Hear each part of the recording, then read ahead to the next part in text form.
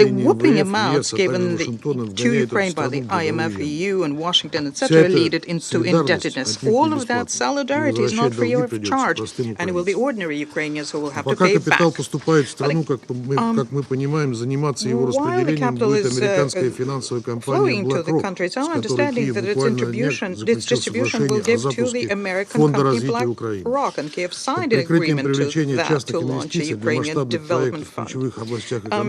Under the cover of involving private investments for economy projects, what is happening is a transfer of state sovereignty under external control of a large investment fund with headquarters in New York. We also stated earlier in the Security Council that in the past 10 years, the amount of Ukrainian arable land, which now under the control of American agro-industrial companies, is in excess of 4 million hectares, and the food supplies that were exported from Ukraine within the Black Sea Initiative were not being sent to the use of the starving countries, but for commercial deliveries. The West has always put its interests at the top of the list. So what we're witnessing once again is a turnover circulation of American money in the world. Most of us will return back to Western corporations. Some of it will remain offshore accounts of Ukrainian and American bureaucrats. Some of this, the Ukrainian leaders will not even be able to take with them when they leave the country in a hurry, as was the case with the former president of Afghanistan. The European countries are equally cynical. When the well-being of the farmers in the EU countries came into play, the situation changed. In April of this year, the countries, which because of solidarity corridors ended up with an oversupply of Ukrainian foodstuffs, introduced a ban on imports and in some cases a ban of transit of grain and other foodstuffs from Ukraine. A large part of Ukrainian food remains in the EU, even though they were initially intended for the global south. And this is a very good example of the essence of the humanitarian initiatives for Brussels. Let me recall here that the relaunching of the solidarity corridors was accompanied of measures to liberalize Ukrainian exports in the EU. It made it much easier to supply Ukrainian goods to the EU and not the markets of developing states. Madam President, Russia approaches the situation, the food situation of the world very responsibly, despite the fact that the global issues in the area of food security showed up long before the special military operation and were the consequence of the irresponsible monetary policy of Western countries and were worsened by the pandemic. Nonetheless, on the 22nd of July 2022, we positively reacted to the Secretary General's initiative. The main goal here was to ease the situation for food with supplying foodstuffs and fertilizer to developing countries. A package deal on exporting foodstuffs and ammonia via Ukrainian ports and unblocking the grain and fertilizer export from Russia. But it did not go according to plan. As of the 4th of May, 40% of all production used from the sea humanitarian corridor went into the U.S. And the share of the poorest country here is less than 3%. Less in a year, the agricultural goods from Ukraine are being used by the West. It is only as of the 18th of March, the beginning of the third stage of the initiative supplies to Africa went up by 40%. And this only became possible thanks to the efforts made by the Russian team at the Joint Coordination Center. They were the only ones who fought for, and even against the UN, to make sure that priority be given to the supplies, to the applications of ships going to Africa. The export of ammonia should have been launched at the same time with grain. This didn't take place. The Ukrainian side in the Joint Coordination Group refused to discuss the unblocking of the ammonia pipeline Tolyatti-Odessa, which is enshrined in the three-party agreement, came up with newer and newer conditions, which are not part of the initiative. For almost a year, we see that there has been no progress in the second part of the package deal between Guterres and MOU Russia-UN. The main Russian bank, the Rossельхозbank, which is there to conduct financial transactions on export of foodstuffs, is under sanctions. One-off transactions which were promised by Washington and Brussels are laughable when they are presented as a solution to the problem. The package proposed by the Secretary General is only working on that part which deals with servicing Ukrainian commercial exports. And Russian agricultural supplies continue being blocked by Western sanctions. There are no prospects for their easement under the supposedly exemptions for food and fertilizer. The United States, in its centralized basic что мир нуждается в украинской кормовой кукурузе, а это 70% экспорта. Больше, чем в российской пшенице и удобрений.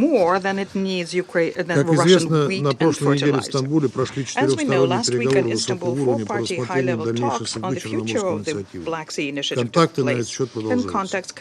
Но мы хотели бы напомнить, что еще в марте при очередном ее продлении мы говорили об отсутствии прогресса по 5 системным проблемам, блокирующим российский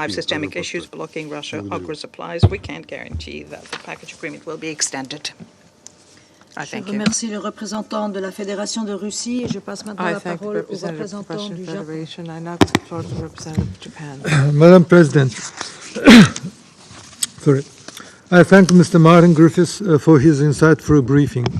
It is with profound concern that we continue to witness Russia's ongoing aggression against Ukraine, constituting a flagrant violation of international law, including the UN Charter. Russia should stop the war they started. Japan denounces Russia's attacks on civilian infrastructure and urban centers across Ukraine. The attacks on housing complexes, hospitals, schools, energy facilities, and other essential installations for life jeopardizes the welfare and future of the Ukrainian people. We once again recall that indiscriminate attack on innocent civilian population constitute a war crime. There must be no impunity for war crimes and other acts of atrocities. Russia must be held accountable.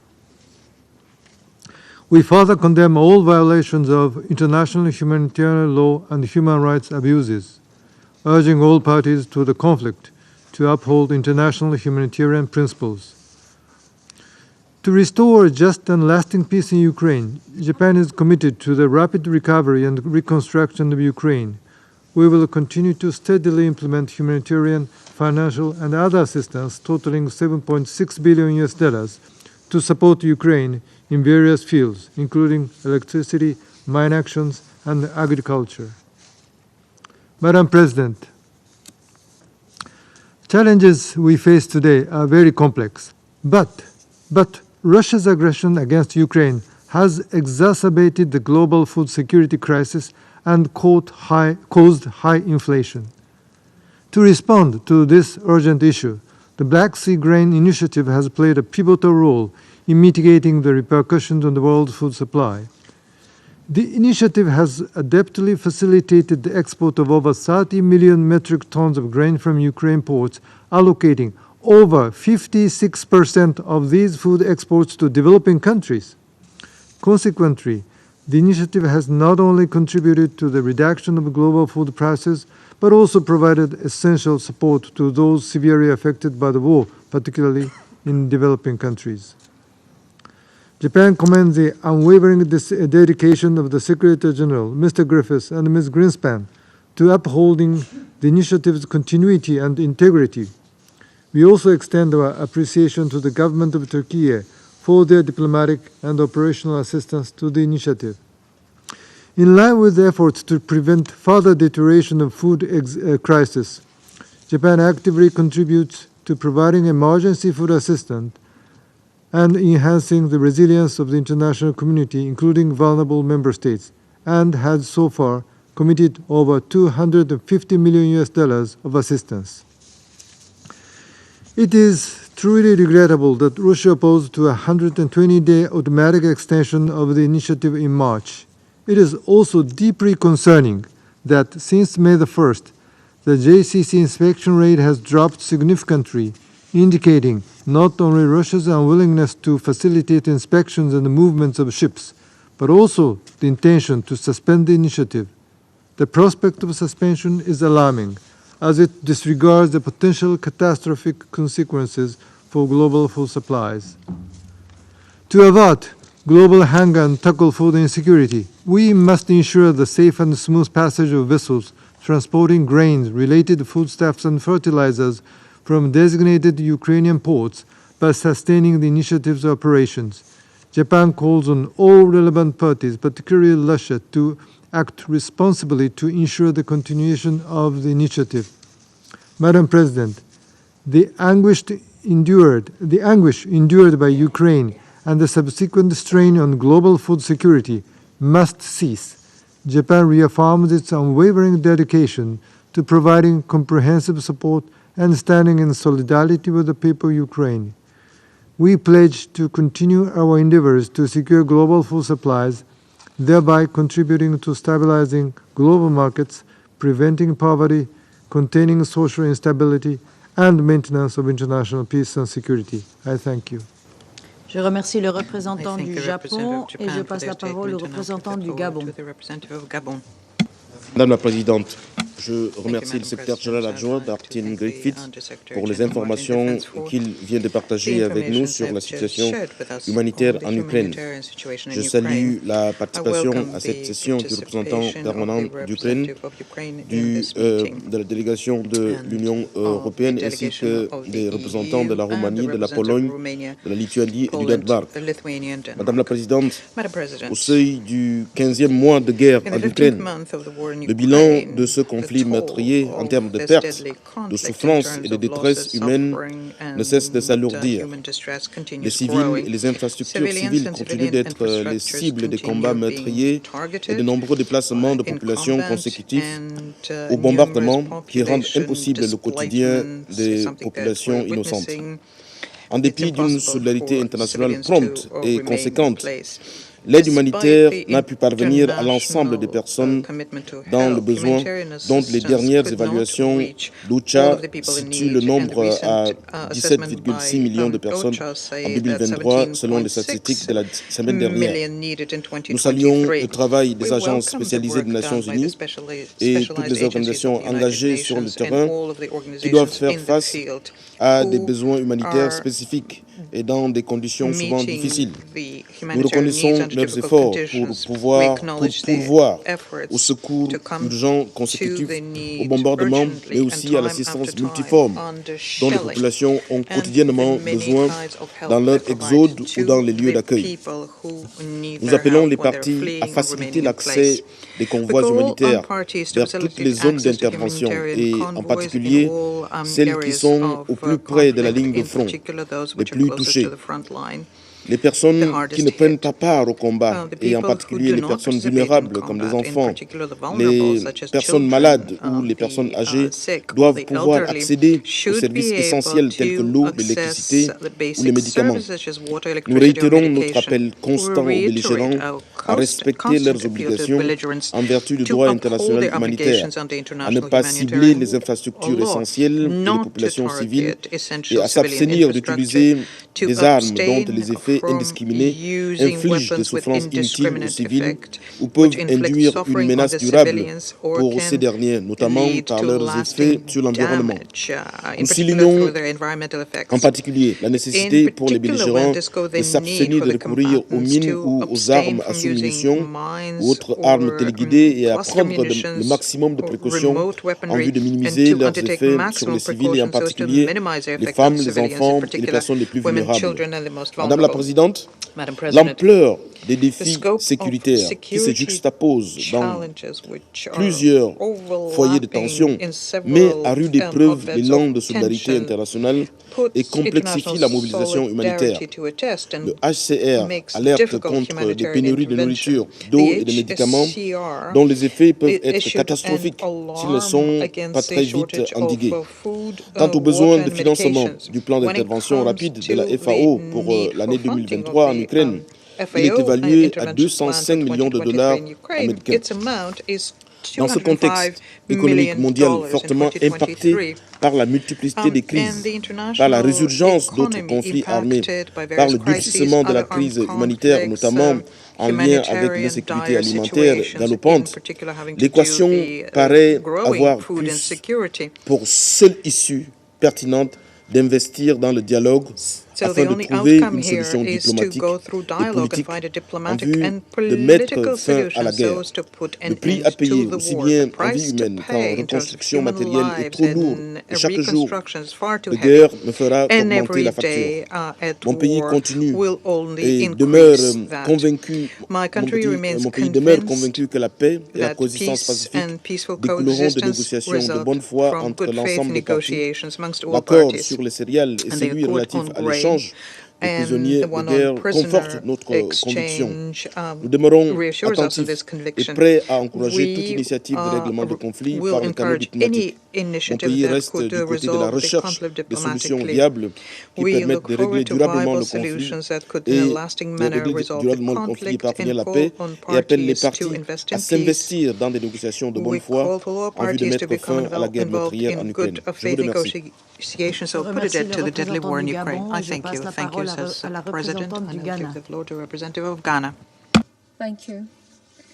Madam President, we are grateful to you as well as France and Ecuador for convening this meeting. We are also grateful to USG Martin Griffiths for his informative briefing. It is regrettable that the war on Ukraine is continuing in a manner that puts at risk the lives of innocent civilians as several cities and towns continue to come under the heavy bombardment of military artillery. For several weeks, intense fighting has held in areas such as Bakhmut, Mariupol, Lysychansk, Popasna, and Severodonetsk, where there are reports of numerous civilian casualties.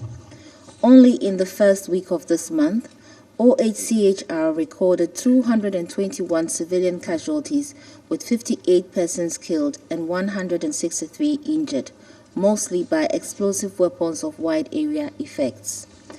As is often indicated in the briefings to the Council, these numbers are likely to be higher than those reported.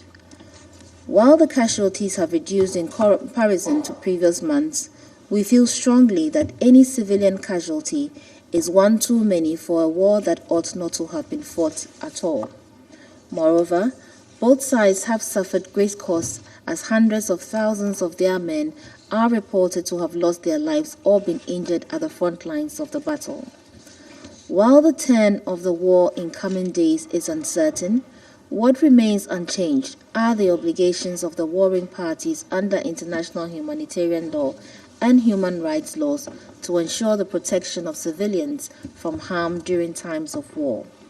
In keeping with these humanitarian obligations, we urge the parties to ensure the safe passage of civilians and grant unhindered humanitarian access to all areas where people require assistance, including the occupied territories of Ukraine.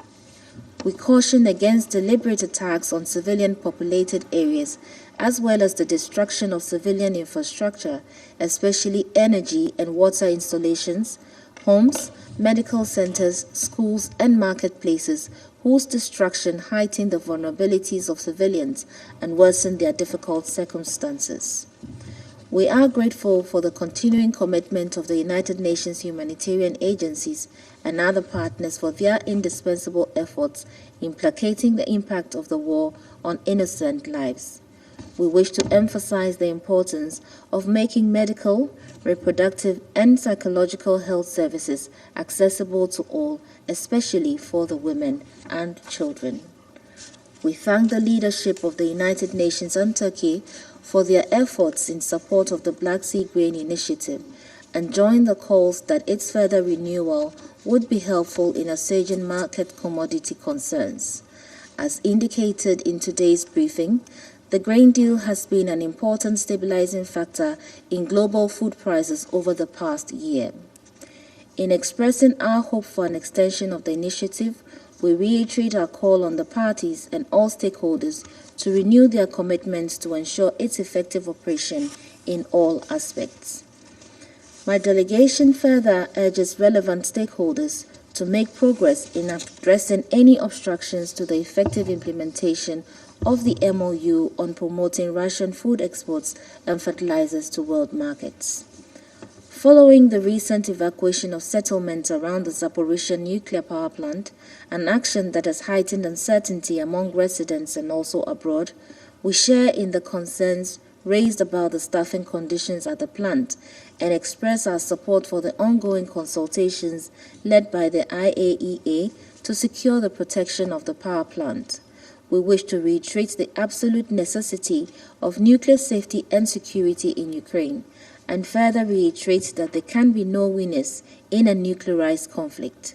We therefore appeal for such capabilities not to be postured in the course of the conflict in the interest of all humanity.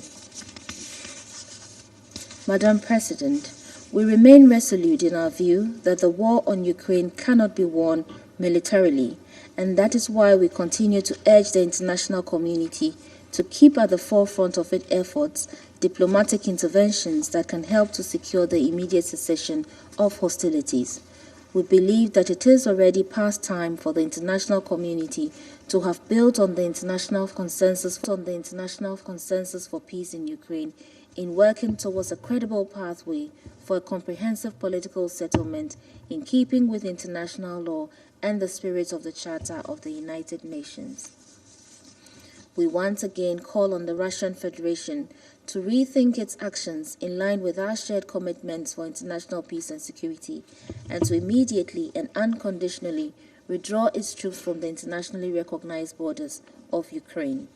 In closing, I wish to reiterate Ghana's complete commitment to the sovereignty, political independence, and territorial integrity of Ukraine as we renew our support for all international humanitarian efforts in aid of the suffering people of Ukraine. I thank you. Je remercie la représentante du Ghana de sa déclaration et je passe maintenant la parole au représentant du Brésil.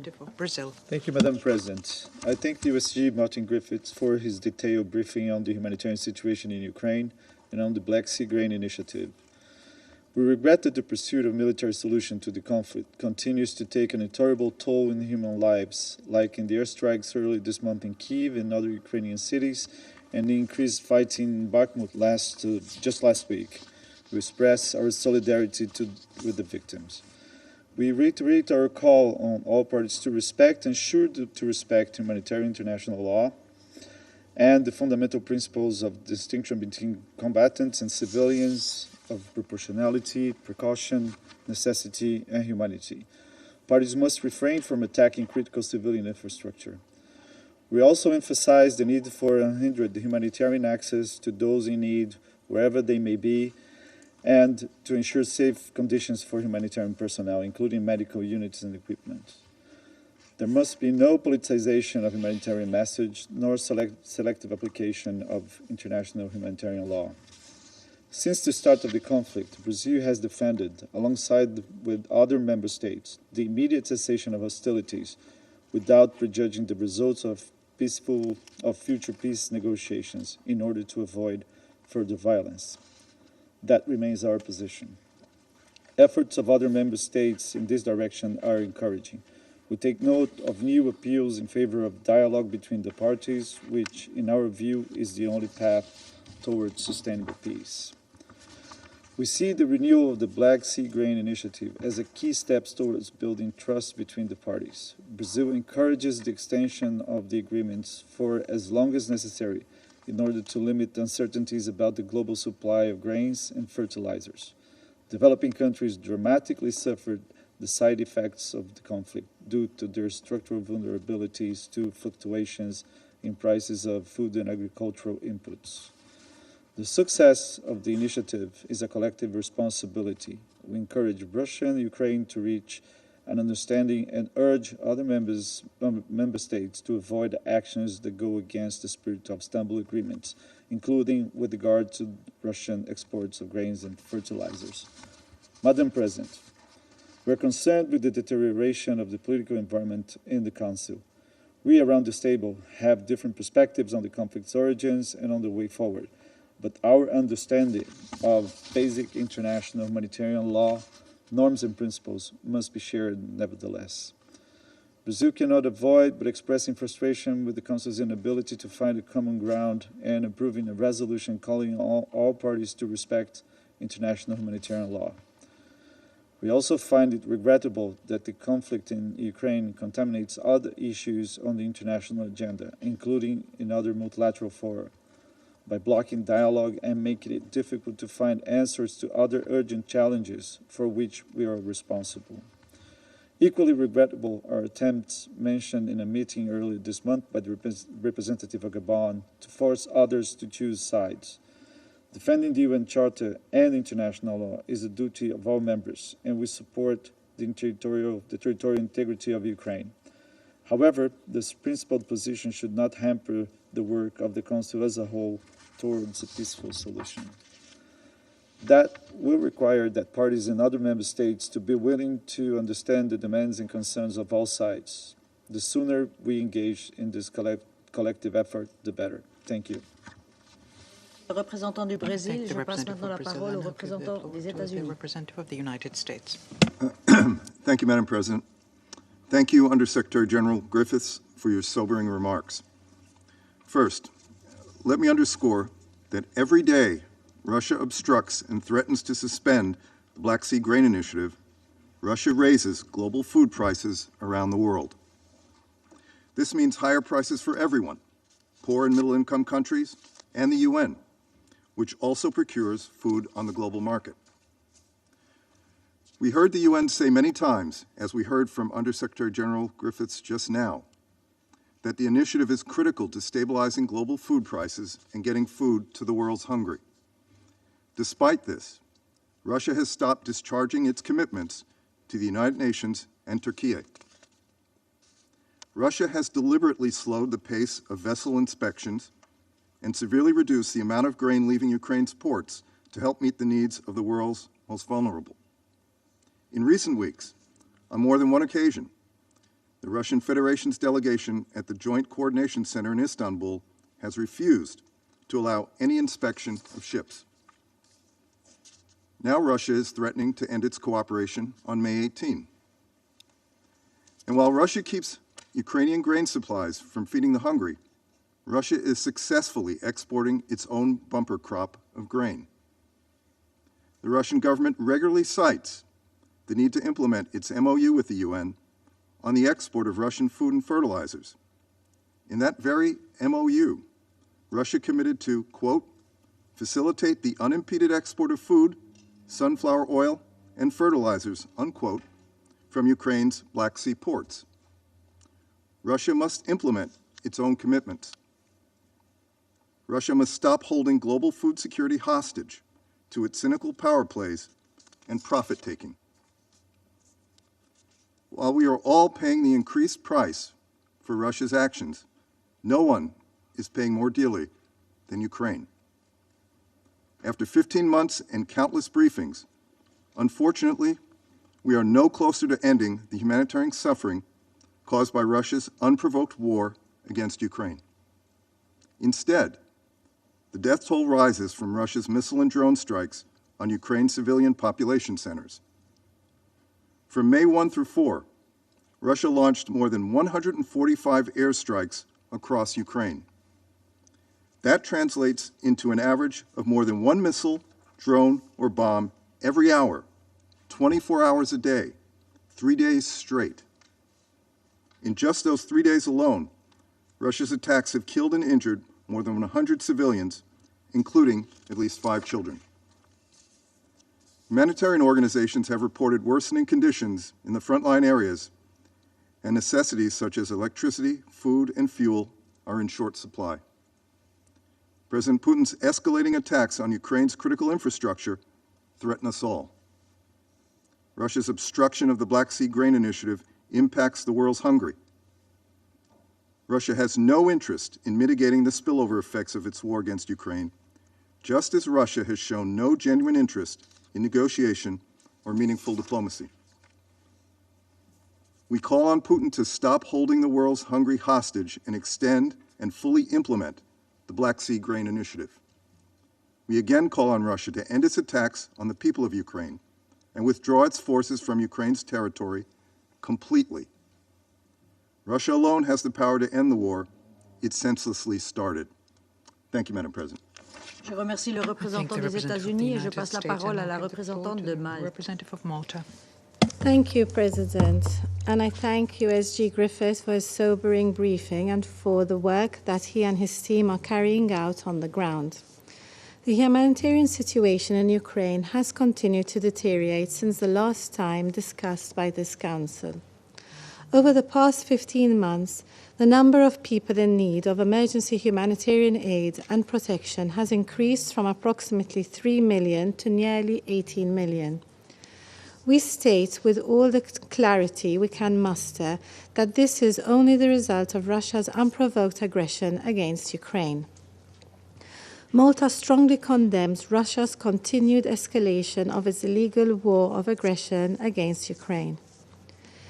Ukrainians continue to suffer deliberate large-scale attacks on critical infrastructure that is indispensable for the survival of the civilian population, and have had their basic services, including energy, water supply, and heating, destroyed by Russian attacks. Continuing attacks on energy infrastructure prompted an energy crisis in the first months of 2023, putting the country's resilience further to the test.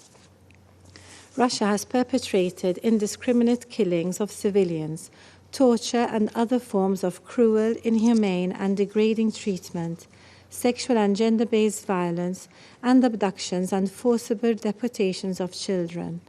In doing so, it has willfully violated the rules-based international order. President, according to the recent report by the International Commission of Inquiry on Ukraine, the forced transfers and deportation of Ukrainian children to Russia or regions under Russian control are violations of international humanitarian law and amount to war crimes. These children must be promptly returned to Ukraine using technical assistance from international organizations. We demand that Russia stops these unlawful deportations and comply with the Convention on the Rights of the Child. We also welcome and encourage further efforts to ensure full accountability for all crimes committed by Russia against Ukraine and on Ukraine's territory. In light of this, we are supportive of the ongoing ICJ and ICC processes. Malta strongly believes that there can be no peace without justice. In this regard, Malta joined other state parties of the ICC in making a referral to the court on the situation in Ukraine and will continue its efforts to strengthen the cooperation between the ICC and the Security Council to keep investigating the Russian crime of aggression. Malta is a strong supporter of the ICC as a beacon of accountability. We take note of the warrant issued against President Vladimir Putin and the Russian Commissioner for Children's Rights, Maria Lvova-Belova. We are firm in our belief that crimes committed must not go unpunished and that all perpetrators must be held accountable. Malta will continue to support all efforts to address the humanitarian consequences of Russia's aggression. We also reiterate that the only step towards a just and lasting peace would be for Russia to immediately cease all hostilities and, unconditionally, completely withdraw all of its forces and military equipment from the entire territory of Ukraine within its internationally recognized borders. I conclude by highlighting the importance of the Black Sea Grain Initiative, which extends beyond Ukraine and affects global food security. It is paramount that the agreement is further extended between all parties to alleviate pressures on security of supply affecting communities throughout the world. This is yet another element that needs to be pursued as part of the collective efforts to secure sustainable and lasting peace. Thank you. Je remercie la représentante de Malte et je passe la parole au représentant de la Chine. Thank you, Madam President. Madam President, I thank USG Griffiths for his briefing just now. The Ukraine crisis is still dragging on. The humanitarian situation remains extremely dire, and the spillover effects of the crisis continue to manifest themselves. The international community should take positive steps to mitigate the humanitarian consequences of the conflict and make joint efforts for the de-escalation of the situation and an early cessation of hostilities. First, every effort should be made to reduce the harm and suffering done to civilians. The international humanitarian law provides for the code of conduct that must be observed in situations of conflict. Parties to the conflict should spare no effort in protecting the safety of civilians and civilian facilities. Women and children are the most vulnerable groups in armed conflicts and must be given special attention. We welcome the expansion of aid to all affected populations and the facilitation of repair and restoration of civilian infrastructure by by the international community, including humanitarian agencies, on the basis of neutrality and impartiality. China supports the balanced, full, and effective implementation of the Black Sea Grain Initiative and the MOU on the export of Russian food and fertilizers, and supports the UN in playing an important role in this regard to remove the real obstacles facing the export of Russian food and fertilizers. Second, the red line of nuclear safety must never be crossed. Nuclear weapons must not be used, and nuclear wars must not be fought. The safety and security of nuclear power plant facilities in Ukraine concern the safety and well-being of hundreds of millions of people. Any accident could cause incalculable humanitarian and ecological consequences. We call for maximum rationalness and restraint, and for avoiding words and deeds that could exacerbate confrontation and lead to miscalculations. China supports the Director General of IAEA in maintaining communication with Russia and Ukraine, and in playing a crucial role in safeguarding the safety and security of civilian nuclear facilities. Third, the spillover effects of the conflict response measures should be taken seriously and managed. The world economy is faced with renewed risks of recession, which calls for the coordinated actions by all countries to jointly keep global food, energy, and financial markets stable. However, one round of unilateral sanctions after another and ever-expanding long-arm jurisdiction have not only led to severe humanitarian consequences, but also undermined the global industrial and supply chains. The U.S. and other relevant countries should seriously reflect upon their behavior, immediately mend their ways, and create conditions for developing countries to grow their economies and improve livelihoods. They must refrain from engaging in economic coercion on one hand, and on the other, cooking up narratives accusing other countries of economic coercion. Unilateral sanctions have no basis in international law and are drawing the aversion and opposition from a growing number of countries. It must be pointed out that the so-called rules-based international order is likewise highly problematic in legal and practical senses. They are no excuse for the U.S. and other relevant countries to abuse unilateral sanctions and hardly enjoy broad support or recognition from the international community. Fourthly, and most fundamentally, the greatest sense of urgency is needed for the political settlement of the crisis. There are no simple answers to complex issues. Any comprehensive solution always begins with the first step, and the resumption of dialogue and negotiation cannot wait indefinitely. All parties should create conditions for advancing dialogue and negotiation, instead of adding fuel to the fire and escalating tensions in an attempt to profit from it.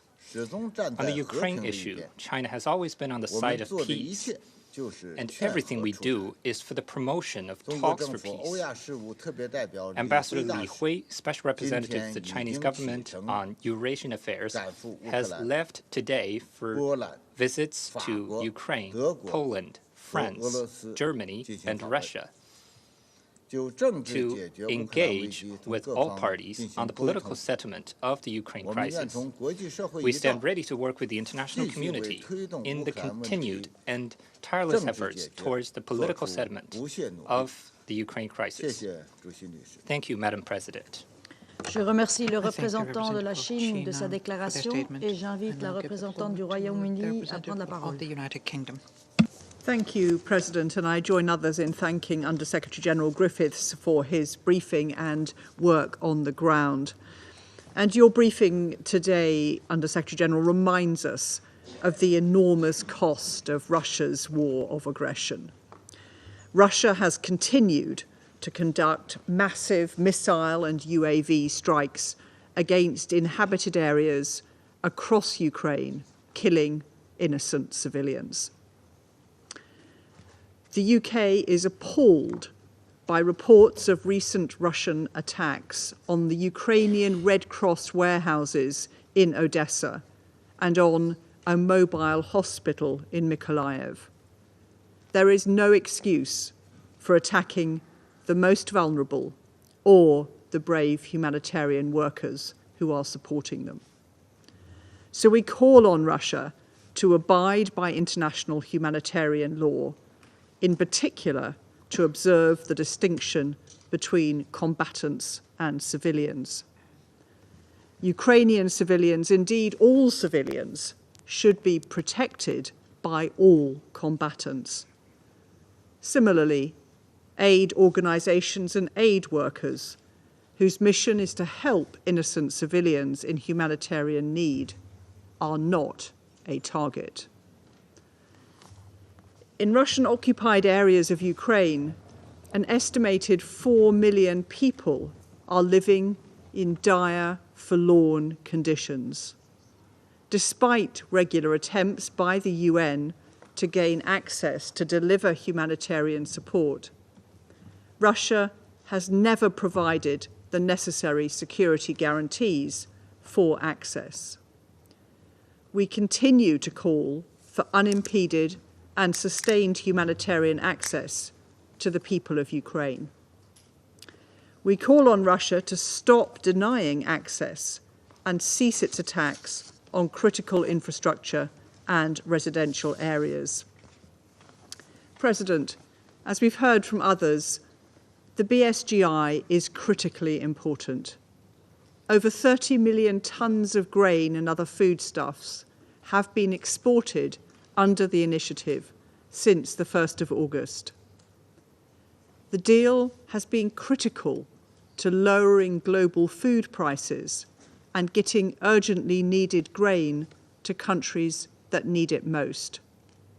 As the World Food Programme has said, grain deliveries to any country drive global prices down. So we urge Russia to stop threatening to leave the initiative and instead to agree to a sustained and stable deal. In the meantime, Russia continues to block and delay ship inspections. This obstruction harms global food security by delaying shipments, restricting supplies, and keeping prices high for food importing countries. Finally, President, the UK is fully committed to holding Russia to account for its illegal actions in Ukraine. We will continue to support independent investigations into the atrocities committed in Ukraine as part of a just and sustained peace. Thank you. Je remercie la représentante du Royaume-Uni et je passe la parole à la représentante des Émirats Arabes Unis. Madam President, I would like to join others in thanking Under-Secretary General Griffiths for his informative briefing today. Mr. Griffiths, your sobering report is not only a reminder of the importance of why we are here, but what we must do our utmost to avoid, losing our sense of urgency surrounding this conflict. Neither should we stand idly by as this war transforms into a protracted conflict of several years. The consequences are too grave for all of us. Yet fighting has been continuous and unending, with the price being paid by civilians who bear the brunt of the suffering. The scale of devastation and the dire humanitarian situation in Ukraine cannot be truly conveyed in the numbers we have heard today. In the past 14 months of war, there have been over 23,000 verified civilian casualties, and the actual figure is likely to be considerably higher. 18 million people are in need of humanitarian assistance, more than 8 million people are refugees across Europe, and an additional 5 million people have been displaced inside Ukraine. Humanitarian access must therefore be ensured in order to allow much-needed aid to reach civilians caught in the fighting. In recent weeks, there has been a noticeable uptick of missile and drone strikes that have damaged or destroyed civilian infrastructure. Humanitarian facilities have been hit. Last week, a Ukrainian Red Cross warehouse and mobile health clinic were destroyed. We once again reiterate our call on the parties to the conflict to abide by their obligations under international humanitarian law. Civilian objects must never be the target of an attack. The UAE continues to provide humanitarian assistance to those impacted by the conflict, including a donation of ambulances recently. We also continue to support civilian energy needs. We have sent 2,500 generators and are sending additional energy-efficient power supplies in the coming period. Madam President, the war in Ukraine has had far-reaching consequences beyond the battlefield, as the ripple effects have exacerbated global food crises. The Black Sea Grain Initiative has proven vital against this backdrop. The world has seen the safe export of over 30 million metric tons of grain and foodstuffs from Ukraine since the beginning of the initiative. These efforts thus far have successfully contributed to alleviating the mounting pressure on global food prices and the inevitable knock-on effects of a destabilized food system on the world's poorest. We are encouraged that this vital initiative continues and commend the earnest efforts of the United Nations and Turkey to bring all parties to the table in order to find solutions on the outstanding issues. And we're pleased to hear that the UN will continue to work closely with all sides to ensure the smooth operation of the BSGI. At the same time, we continue to call for the full implementation of the MOU on Russian fertilizers and food products and continue to support efforts to this end. While the importance of the Black Sea Grain Initiative is widely appreciated for its practical benefits, in reality it is also, we hope, a trust-building mechanism. Reaching an agreement again on this initiative and other successful negotiated outcomes, such as exchanges of prisoners of war, demonstrate that there remains some degree of willingness to negotiate a pathway forward. We are cautiously hopeful that such efforts can be a conduit for building trust between all parties and may serve to remind all parties of the benefits of peace. Madam President, the UAE has consistently held that there is no viable military solution to this war, and we will not waver in this belief. We call for de-escalation, diplomacy, and dialogue as the way forward. The international community should rally behind all efforts that lead to the cessation of hostilities and pave the way for a just and lasting peace, one that respects Ukraine's sovereignty, independence, and territorial integrity. Thank you, Madam President. Je remercie la représentante des Émirats arabes unis. Je vais maintenant faire une déclaration en ma qualité de représentante de la Suisse. Je voudrais commencer par remercier le secrétaire général adjoint Martin Griffiths, non seulement de son exposé, mais aussi de tout son travail et du travail de ses équipes, tant en Ukraine que par rapport à l'Ukraine. Au mois de mai, ce Conseil met traditionnellement l'accent sur la protection de la population civile, obligation juridique pour toute partie à un conflit armé. Et pourtant, après 15 mois de guerre, nous devons constater que la population civile en Ukraine continue de payer un prix bien trop douloureux. Ces derniers jours, la population ukrainienne a dû subir à nouveau de multiples vagues d'attaques. Des missiles et des drones russes ont frappé différentes régions d'Ukraine. À Kherson, des attaques ont touché une gare et un supermarché durant les heures de pointe. Ils ont tué ou blessé des dizaines de personnes. À Odessa, l'entrepôt de la Croix-Rouge ukrainienne a été détruit, de même que sa clinique mobile à Mykolaiv. À Ternopil, un entrepôt humanitaire a également été détruit par des frappes russes samedi dernier. La Suisse condamne fermement ces attaques. Je réitère encore une fois, les personnes et les objets civils ne sont pas des cibles. Nous appelons au respect du droit international humanitaire. Les parties au conflit ont la responsabilité de prendre toutes les mesures possibles pour protéger la population civile. Nous rappelons également l'obligation de protéger les travailleuses et travailleurs humanitaires et d'assurer leur accès sans entrave aux près de 18 millions de personnes dans le besoin en Ukraine, y compris celles qui se trouvent dans les zones occupées par la Russie. Par ailleurs, la reddition des comptes est un impératif pour rendre justice. La commission d'enquête internationale indépendante sur l'Ukraine a conclu en mars dernier que certaines violations du droit international commises en Ukraine constituent des crimes de guerre. Les auteurs de ces crimes et d'autres violations du droit doivent répondre de leurs actes. En même temps, Il est essentiel de placer les besoins des victimes au centre de tous les efforts de justice transitionnelle. Nous soutenons la recommandation de la commission d'enquête selon laquelle il faudra mettre en place des instruments complémentaires tels qu'un registre des victimes, des réparations et des services de santé mentale et psychosociaux. Excellence, l'agression militaire russe contre l'Ukraine a des répercussions négatives dans le monde entier. C'est là qu'entre en jeu l'initiative de la mer Noire, ainsi que le protocole d'accord axé sur l'exportation de produits alimentaires et d'engrais russes. L'initiative contribue à atténuer l'insécurité alimentaire et énergétique. La semaine dernière, elle a franchi un seuil important avec l'exportation de 30 millions de tonnes de céréales et de denrées alimentaires depuis son lancement.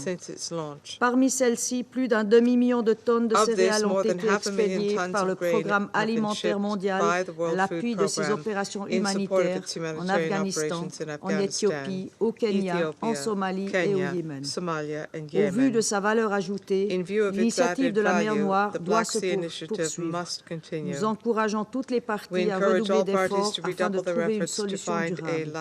Nous saluons l'engagement du secrétaire général et de ses représentants et la contribution de la Turquie à cet égard.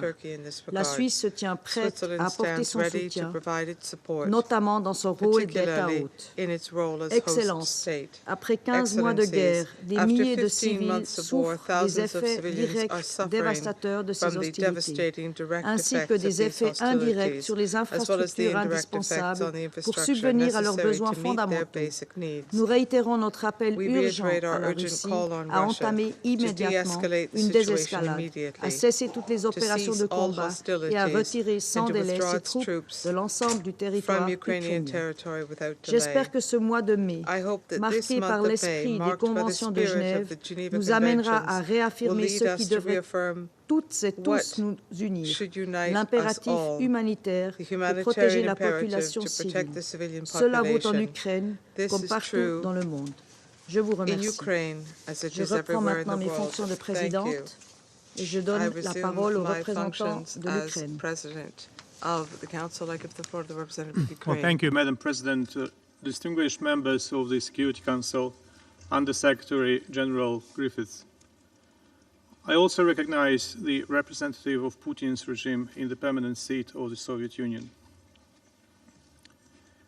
We meet to address the Russia's war against my country after one of the lowest periods in the history of this Council, the April presidency of the aggressor state, which inflicted yet another blow on an already compromised principal body of the United Nations. This April alone, the Russian occupiers committed 6,139 war crimes. These crimes led to the death of 207 Ukrainian civilians, including 11 children. On the 28th of April, Russia again launched a missile strike on a multi-story apartment building, this time in Uman, Cherkasy region. As a result, 23 residents were killed, including 6 children. So much about Putin's envoy saying that they do not attack the Ukrainian civilians. Many of you have seen the heartbreaking video footage from Uman, where people desperately waited for hours near the rubble for their loved ones to be retrieved. In Russia, the TV audience watched this footage on the state propaganda channel Russia 1. Meanwhile, the Russia's Ministry of War posted on social media, "Right on target." Indeed, since day one of the Russian invasion, regardless of the torrent of lies from the Russia's representative in the Council, innocent civilians have been a deliberate target for Russian weapons and a permitted object for Russian crimes. Russism and its disciples, including in this chamber, have defied logic, all laws of non-contradiction, and all semblance of decency. 2 days later, on the 1st of May, another Ukrainian child, a 14-year-old boy, was killed in the village of Lizunivka, Chernihiv region, by a Russian air bomb that also destroyed the local school. This attack was another case of the cowardly and despicable terror tactics that the Russian army applies widely against the northern Ukrainian regions liberated a year ago. Air bombing of Ukrainian border settlements from Russian airspace. Just like any other terrorist, the Russian servicemen do not care where these bombs finally fall. The main thing is that they must sow death and destruction. Terror against the liberated areas has become a hallmark of the Russian army. On the 3rd of May, in Kherson region alone, Russia killed 23 people. 49 were wounded in a store, railway station, gas station, their homes. On the 7th of May, a Russian missile strike damaged a mobile hospital in Mykolaiv region, which also belonged to the Red Cross of Ukraine. Since the beginning of the full-fledged Russian invasion, 25 facilities of the Red Cross of Ukraine have been damaged or destroyed. On the 9th of May, a massive barrage of 25 missiles slammed into the Ukrainian cities. The day before, on the 8th of May, Ukrainian Air Force were able to down all 35 Iranian drones launched by Russia.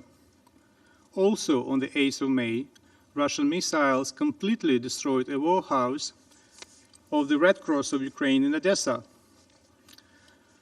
with all the humanitarian aid there. One employee was killed.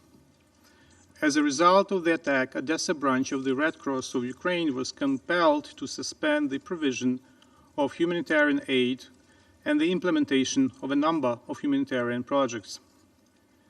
We are grateful to our friends and allies who literally saved the lives of Ukrainians by helping us to reinforce our air defense. This enabled us to shoot down 23 out of 25 missiles. Yet more needs to be done to fully protect our skies and civilians. This weekend, Ukrainians also had to spend their time with air raid sirens sounding in the background as Russia launched massive new attacks using dozens of Iranian drones, cruise missiles, and S-300 rockets. The cities of Khmelnytsky, Ternopil, Mykolaiv, Kharkiv, and Konstantinivka in Donetsk region suffered human casualties and serious damage to civilian infrastructure. Colleagues, in addition to the immediate harm caused to millions of Ukrainians by the Russian war, the long-term effects of displacement, trauma, and poverty will be felt for years to come. The most vulnerable suffer the most. Russia is violating the fundamental principles of child protection in wartime. As a result of the Russian aggression, 480 children have been killed and 967 injured. To date, 13 cases of sexual violence against children have been verified by the Office of Prosecutor General of Ukraine in Donetsk, Kyiv, Kherson, Mykolaiv, and Chernihiv region. The real numbers are definitely higher, and our law enforcement continues the investigation. Russia's attacks have damaged 3,185 educational institutions, of which 330 were destroyed. In total, 1,412 healthcare objects and 577 healthcare facilities have been damaged, of which 258 facilities were destroyed. According to UNICEF country team report, education for an estimated 5.7 million children has been disrupted. 1.5 million children face mental health issues. The forceful deportation of children is nothing but a well-planned Kremlin policy aimed at aggressive indoctrination, ethnic identification change, and the deprivation of Ukraine of its future generation. To date, the Ukrainian authorities have identified 19,393 children deported or abducted to the Russian Federation, or to the territories of Ukraine temporarily occupied by Russia. Nearly 4,390 of them are orphans or children without parental care. It has been possible to return only 364 children. We note with concern that Russia has reportedly intensified its deportation and abduction practices in the occupied territories under the guise of so-called evacuation.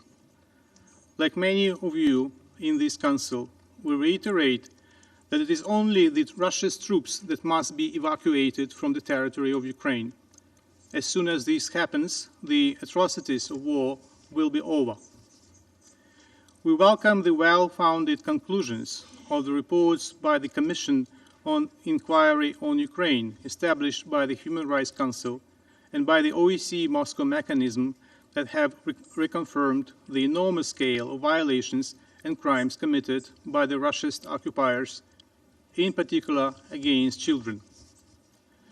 We call on the Secretary General and the Special Representative on Children and Armed Conflict to give a proper assessment of the gravity of violations against children in Ukraine by the Russia's government forces in the upcoming annual report.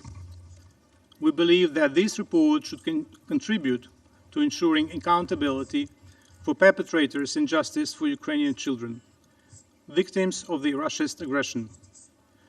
The invasion of the Soviet permanent seat in the Security Council should give neither immunity nor amnesty to war criminals.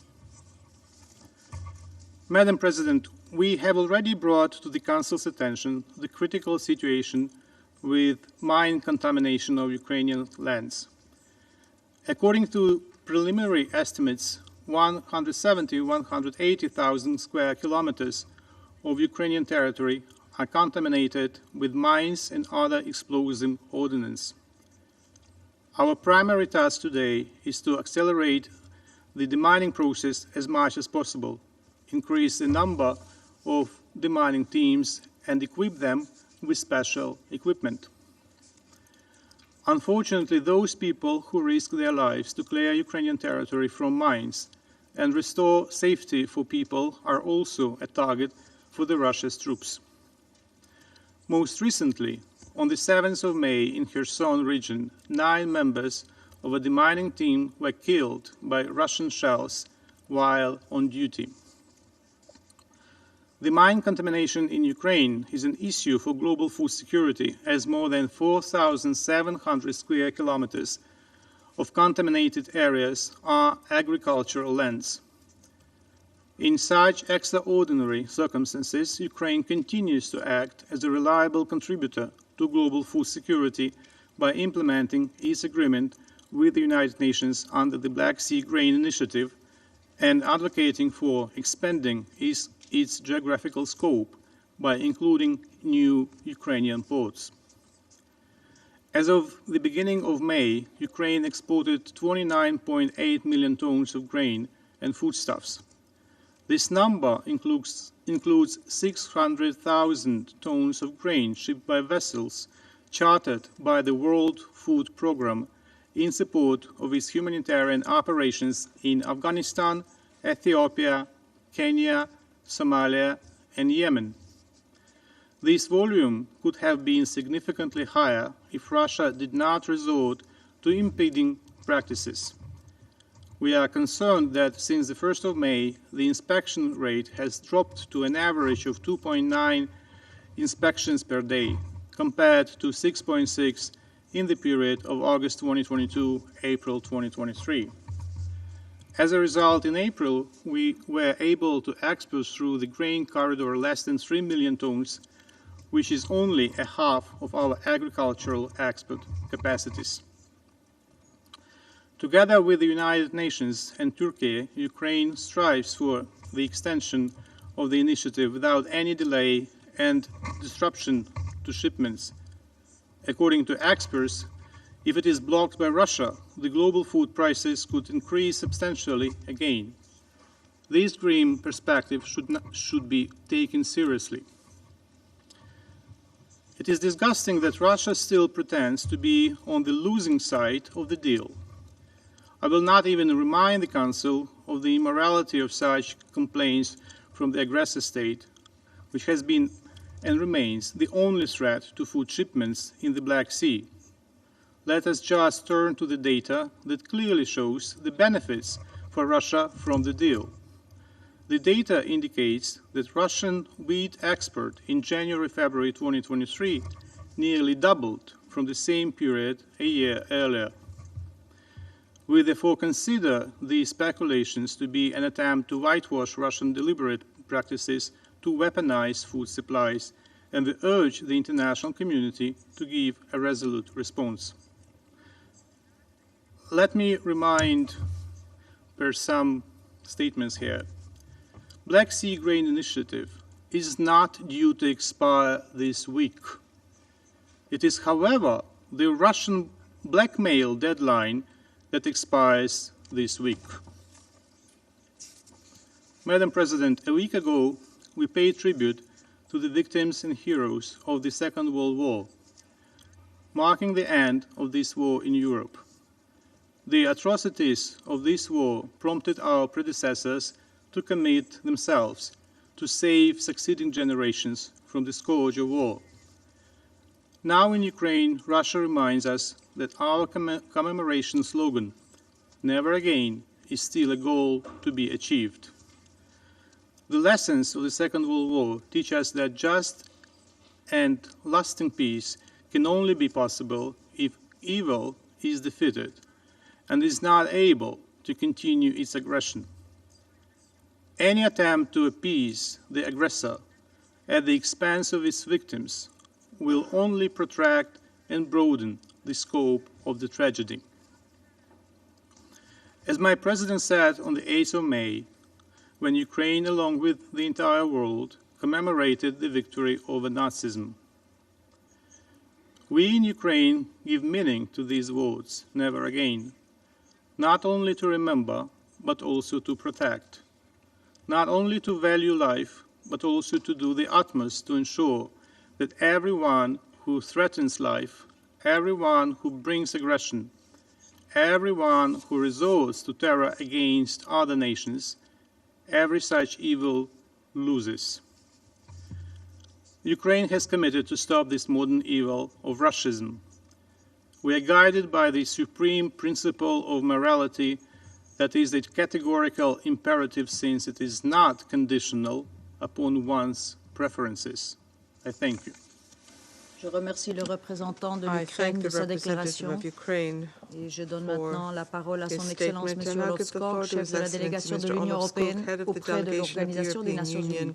To the United Nations. Thank you very much, Madam President. I have the honor to speak on behalf of the European Union and its member states, the candidate countries North Macedonia, Montenegro, Albania, Ukraine, the Republic of Moldova and Bosnia-Herzegovina, the potential candidate country Georgia, and the EFTA country Liechtenstein, member of the European Economic Area, as well as Andorra and Monaco, all aligned themselves with this statement. And I want to, like everyone else, first thank very much Under Secretary General Martin Griffiths for the briefing, and also, of course, to commend you and the UN system for the excellent work that you are doing on the ground, providing humanitarian assistance under very difficult circumstances in Ukraine and in many other places.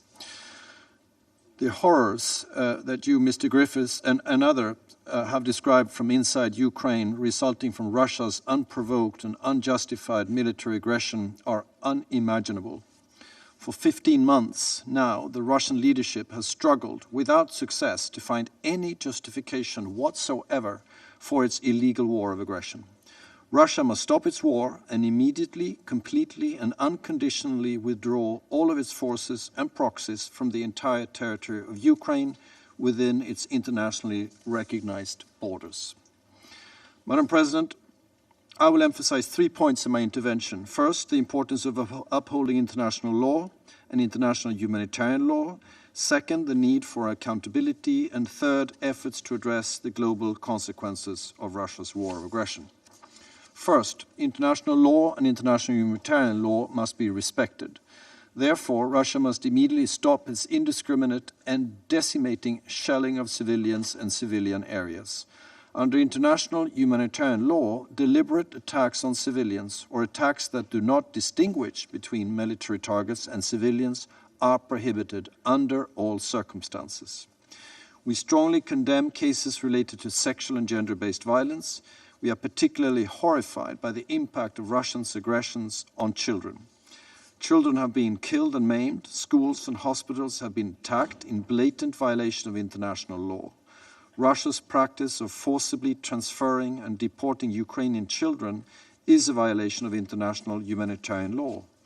The UN Commission of Inquiry on Ukraine concluded that it amounts to war crimes. Russia must immediately facilitate the safe return of Ukrainians who were forcibly transferred or deported. We also strongly condemn Russia's attacks and violence against journalists and media workers. UNESCO has stated that 12 journalists were killed in Ukraine since the start of the invasion. Journalist safety is indispensable to ensuring the right to freedom of opinion and expression, and in particular, the freedom of the press. We urge Russia to enable safe, rapid, and unhindered humanitarian access to populations in need of assistance, in particular into the temporarily occupied territories through the front lines. It is imperative that the safety of humanitarian workers is ensured. Second, there can be no impunity for the commanders, perpetrators, and accomplices of atrocities. The EU is firmly committed to ensuring full accountability for war crimes and the other most serious crimes committed in connection with Russia's war of aggression against Ukraine, including through the establishment of an appropriate mechanism for the prosecution of the crime of aggression. We welcome the creation of the new International Center for Prosecution of the Crime of Aggression against Ukraine in The Hague, and we reiterate our support for the investigations of the prosecutor of the International Criminal Court.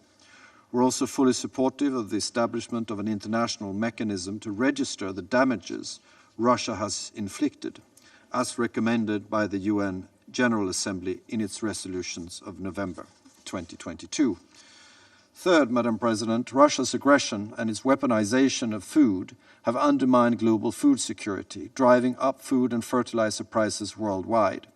We welcome the Secretary General's active engagement to address these serious consequences, and we call on all member states to come together in support of his efforts.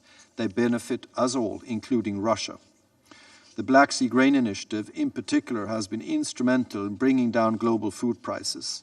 It is crucial that it is renewed and runs at its full potential to provide continuity and predictability needed by operators and to avoid a discontinuation in shipments of grains to countries in need. We must not forget that there would be no need for this initiative if it were not for Russia's aggression against Ukraine. In addition to the Black Sea Initiative, the EU's solidarity lanes have allowed the export of more than 32 million tons of Ukraine's food and agricultural goods. World Food Programme chartered vessels have transported almost 600,000 tons of wheat through various Black Sea ports, including to Ethiopia, Afghanistan, Yemen, Somalia, and Kenya. Through Ukraine's own Grain from Ukraine program, hundreds and thousands of metric tons of grain have been donated to countries in need, as we just heard. We know these efforts are still insufficient for countries vulnerable to food insecurity. Therefore, together with our member states, we are providing 18 billion euros to address urgent and longer-term food security needs in 2021 to 2024, focusing on regions most affected by food insecurity. Concretely, this support enables vulnerable countries to afford key staples imports despite price increases and currency devaluations, as well as to increase their resilience and food autonomy in the longer term. I want to reassure the members of this Council that every effort in support of Ukraine has come in addition to, and not instead of, our global commitments, as illustrated by the increase in EU official development assistance. We're grateful to all countries who are generously supporting those in need in Ukraine and elsewhere, and once again encourage all to step up their assistance in line with OCHA's humanitarian response plan and appeal for aid for this year. Madam President, in closing, I reiterate our call for just, comprehensive, and lasting peace in line with the UN Charter and the General Assembly resolution adopted in February. The EU is unwavering in our support to Ukraine's independence, sovereignty, and territorial integrity within its internationally recognized borders and its inherent right of self-defense against Russia's aggression. we will continue to stand firmly with the Ukrainian people for as long as it takes. I thank you very much. Je remercie Son Excellence M. Skog de sa déclaration et je passe maintenant la parole au représentant de la Roumanie. Thank you very much, Madam President. I also want to thank Ecuador and France for requesting this meeting, and thank you for convening it. I also want to appreciate the opportunity that we are provided to address the Council. In addition to the points made by the EU Ambassador, I would like to add several points. And Under Secretary General Griffith provided a sober overview of the humanitarian situation in Ukraine.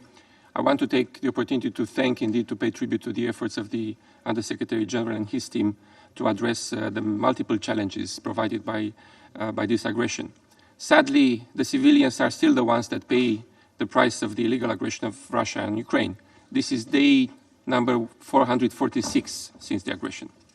International law and international humanitarian law must be respected, and this is a red line agreed by the entire UN membership. And yet, the new barrage of rockets towards Ukraine provides no indication that Russia has any intention to stop its indiscriminate shelling of civilians and civilian areas. Ironically, next week we are to celebrate at the UN the Week of Protection of Civilians. The ruins of urban and rural areas are in sharp contrast and painful contrast with SDG 11 on sustainable cities and communities. There could be no more direct connection between development and security than this one.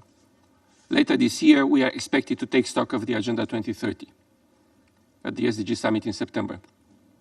And the Russian invasion and the continued aggression towards Ukraine also hamper our efforts towards the 2030 agenda, in addition to the blatant violation of the principles of international law and international humanitarian law.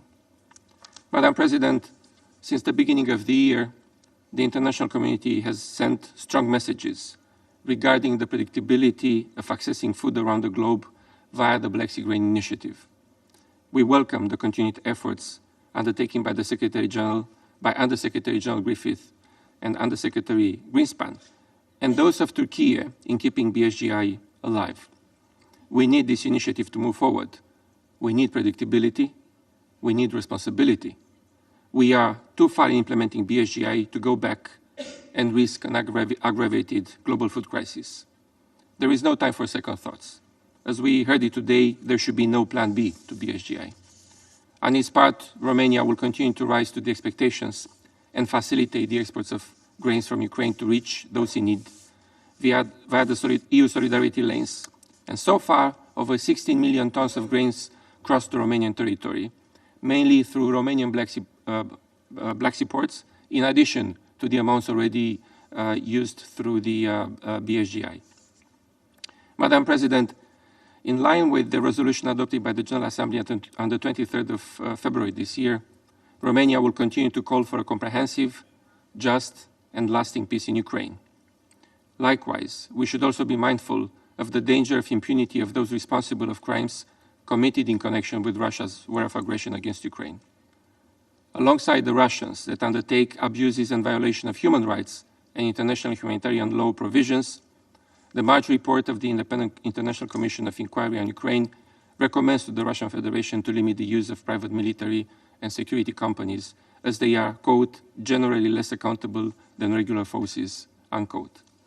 Romania firmly believes that justice must be done with regard to all core crimes committed in the context of this war. All core crimes, including the crime of aggression. While this is not an easy path, we should rise to this challenging task rather than be discouraging. Thank you, Madam President. Je remercie le représentant de la Roumanie et je passe maintenant la parole au représentant de la Pologne. Madame la Présidente, Poland appreciates the convening of this timely and very needed meeting. We value the opportunity to contribute to the discussion, triggered once again by the new distressful facts regarding the humanitarian impact of the Russian aggression against Ukraine, which we heard about from our well-informed briefer, and I would like to thank USG Martin Griffith for his briefing. Excellencies, let me concentrate today on the following 3 points. Firstly, Russia has been waging its war of aggression against Ukraine and Ukrainian people for close to 500 days now, and its human and material tolls keep growing with every one of them. As the Russian military fails on the battleground, it tries to compensate for its shortcomings there with continuous brutal aggression against the innocent civilians. Air raid sirens keep blaring across the whole Ukraine. Critical infrastructure facilities remain the primary targets of the Russian rockets. New civilian deaths are being continuously reported. All this bears the characteristic of a total war, and as such requires repeated universal condemnation time and time again. My second point refers to the Russian strategy here at the United Nations. Despite the fact that the vast majority of the UN member states have been crystal clear in their condemnation of the Russian aggression and its disastrous humanitarian impact on numerous occasions, Russia keeps ignoring our appeals, distorting the basic facts even today, and flooding us with disinformation and propaganda about this special military operation. Their hope is that the international community will eventually become tired with this war, that we will stop talking about it, and that we will eventually forget about it. My appeal to you today is simple. Let us never be indifferent. Let us never get used to war, to any war, even if it disappears from the breaking news headlines. As long as the Ukrainians keep paying the highest price, heroically defending each square kilometer of its territory against the invading forces, we cannot let our resolve falter. We need to stand our ground and continue to defend the UN Charter. We need to keep putting pressure on Russia to cease its aggression. When there is no aggression, there is no war. So that's the way to achieve peace the whole world looks forward to. Finally, we should keep helping Ukraine on the ground as long as it takes. In 2022, the total value of support for Ukraine from Poland amounted to about $10 billion. This year, the expenditure only to cover the social benefits and educational needs of Ukrainians, mostly women and children, finding refuge in Poland, will amount to another $1.2 billion. In the face of the systemic Russian attacks aimed at destroying energy and heating infrastructure during the past winter, our humanitarian assistance focused on spare parts and equipment for the energy infrastructure, as well as transformers and power and aggregates. We will continue with our support for Ukraine, both here in the United Nations and on the ground, as long as it is necessary. We will not get worn down in our solidarity with Ukraine by Russian hybrid attacks on Poland, which are upscaling recently. And we call upon all member states to do the same. Thank you. Je remercie le représentant de la Pologne de sa déclaration et j'invite maintenant le représentant de la Lituanie. I thank you, Madam President. I'm speaking on behalf of the Baltic states, Latvia, Estonia, and my own country, Lithuania. We fully align ourselves with the statement of the European Union. I also thank the Undersecretary General Martin Griffiths for his comprehensive briefing. We highly value the work of the United Nations in their efforts to provide humanitarian aid to people affected by Russia's unprovoked and premeditated war against Ukraine, as well as in their close monitoring and documentation of human rights abuses and violations of international humanitarian law. We also appreciate their active engagement in the numerous diplomatic efforts, including the Black Sea Grain Initiative. Over the past 15 months, Russia has inflicted immense suffering upon Ukraine and its people through its full-scale war of aggression against Ukraine.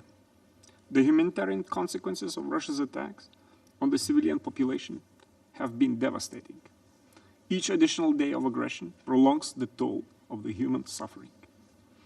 Russia, responding to its military losses in Ukraine, is terrorizing the civilian population by conducting massive missile and UAV strikes at critical infrastructure and residential areas, including in Kiev and Odessa.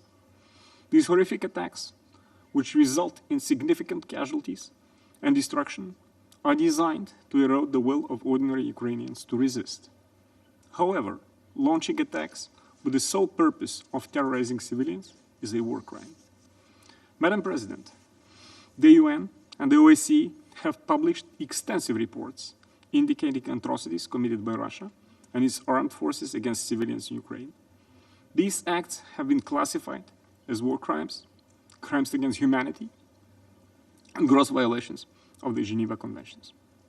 We highlight the large-scale attempts by Russia to abduct and transfer children from Ukraine. International humanitarian law must be upheld collectively, with international organizations leading the way. The recent arrest warrants issued by the International Criminal Court for Russia's President Vladimir Putin and Presidential Commissioner for Children's Rights in Russia, Maria Lvova-Belova, the OSCE's Moscow mechanism, mission of experts on the situation of Ukrainian children, and the United Nations High Commissioner's Independent International Commission of Inquiry on Ukraine are all concrete steps towards accountability and safeguarding the international humanitarian law. We strongly condemn Russia's attempt to intimidate the ICC and undermine international efforts to secure justice. Madam President, on May 8th, Russian strikes destroyed 1,000 square meters of humanitarian aid stored in the large warehouse of Ukrainian Red Cross for the Odessa region. By attacking agricultural infrastructure and restricting maritime exports, Moscow seeks to instrumentalize the vulnerabilities of other countries. It is estimated that Ukrainian agricultural products feed 400 million people around the world. Despite the full-blown war on its territory, Ukraine remains one of the world's top 5 agricultural exporters. The Black Sea Grain Initiative, the grain from Ukraine, and the EU Solidarity Lines have played an instrumental role in this by alleviating the global food crisis, severely exacerbated by Russia's illegal war of aggression. If Russia were serious about countering food insecurity, it would stop its threats to unilaterally leave the Black Sea Grain Initiative and put an end to delaying the inspection of vessels. The Baltic states are making significant diplomatic efforts to support Ukraine, providing humanitarian, economic, and military aid. Together with Poland, we are among top 4 bilateral aid donors to Ukraine as a percentage of our GDPs. It is important to recall that all the support being provided to Ukraine is in addition to rather than at the expense of aid and development cooperation to other countries around the world. Madam President, Russia must realize that it cannot win in Ukraine. Ultimately, it is Ukraine that will prevail. With unwavering support from the international community, Ukraine will continue to demonstrate its remarkable courage, determination, and moral strength at its fights to liberate its homeland. A peace will be achieved when Ukraine's sovereignty, territorial integrity, and independence are fully restored, enabling its people to thrive and prosper. We reiterate our support for President Zelensky's efforts to promote a comprehensive, just, and lasting peace in line with the UN Charter, and we support the basic principles outlined in his peace initiative. We are committed to upholding Putin's criminal regime accountable for the war of aggression unleashed against Ukraine. We, the international community, must unite and commit ourselves to ensure the full accountability for the core international crimes in connection with Russia's war against Ukraine, including through the establishment of a special international tribunal for the prosecution of crimes of aggression.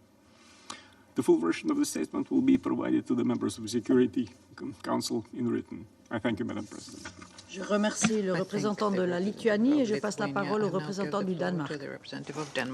Thank you, Madam President. I have the honor to speak on behalf of the 5 Nordic countries, Finland, Iceland, Norway, Sweden, and then, of course, my own country, Denmark. The Nordics are committed to the protection of civilians in armed conflict as a cornerstone of international humanitarian law. Globally and at the country level, in Africa, the Middle East, Asia, the Americas, and Europe, our commitment to humanitarian action is resolute. And I want to take this opportunity to thank Under-Secretary General Griffiths for his briefing and for the work of OCHA's staff, along with the staff of other UN agencies and other humanitarian actors who do humanitarian work around the clock under impossible conditions in Ukraine and elsewhere. Now, for more than a year now, Ukraine has been bravely resisting a brutal war of aggression initiated by Russia. The devastating consequences of the war also reach beyond Ukrainian borders to the Horn of Africa, Yemen, and beyond, where millions of people have been pushed deeper into food insecurity due to rising food and energy prices across the world. Russia's war against Ukraine has compounded many global challenges, making it an urgent matter of international peace and security, and obviously a matter of concern to all member states. Madam President, Russia's indiscriminate missile attacks across Ukrainian cities continue to cause harm to civilians and severe damage to civilian property and infrastructure, illustrating Russia's complete disregard for international humanitarian law. The consequences of these brutal attacks are extensive and far-reaching, and the situation is especially dire close to the front lines, where the need for protection and humanitarian assistance, such as food, medicines, and shelter, is alarmingly high. For many, the consequences of the war are long-lasting, damaging the very foundation for recovery and healing, both at the personal and at the societal level. In this regard, the Nordics welcome the establishment of a registry of damage, documenting claims of damage caused by Russia's war of aggression against Ukraine, as recommended by the UN General Assembly in its resolutions ES 11/5. Madam President, delivering humanitarian assistance in Ukraine to those in need is difficult and dangerous.